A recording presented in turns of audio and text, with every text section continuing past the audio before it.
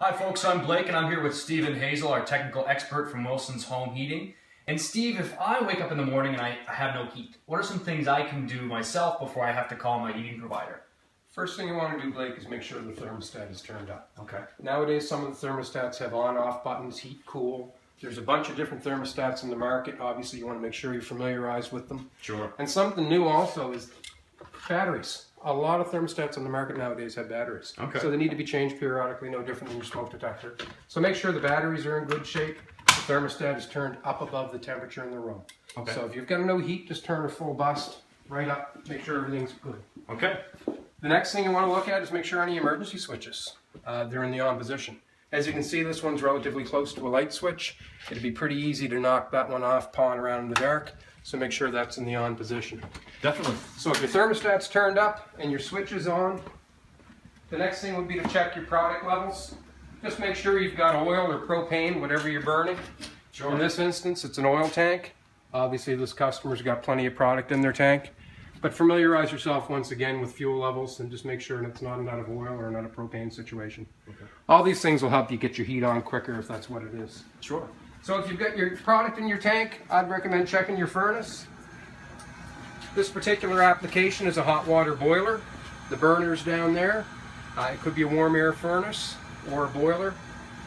Most of them are going to have a service switch somewhere in the furnace room. Okay. So make sure that's also in the on position. Mm-hmm. You know, throwing hockey sticks around, your kids in here, getting Christmas decorations, what have you. You never know.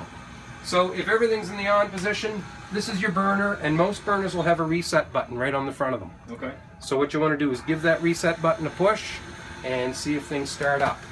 Now if it does start up, when you hit the reset button, it'll probably go off again sometime in the near future. So you're probably going to want to give us a call and have a service.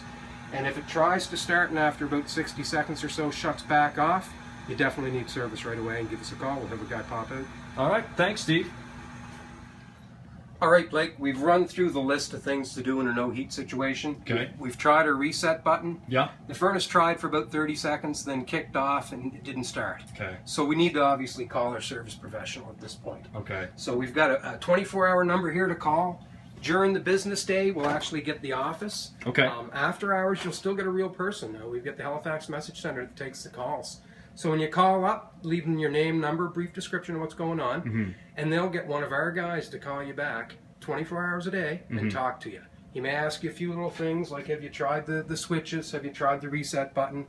And he'll walk you through pretty much the same process we just went through. Okay. And then if necessary, by all means, he'll be on his way. Okay, great. Well, let's give him a call. Right on.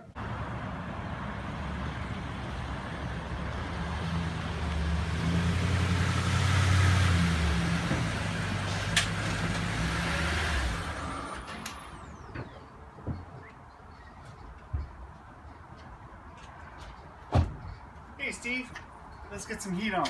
Thanks for coming out, TJ. That was quick, buddy.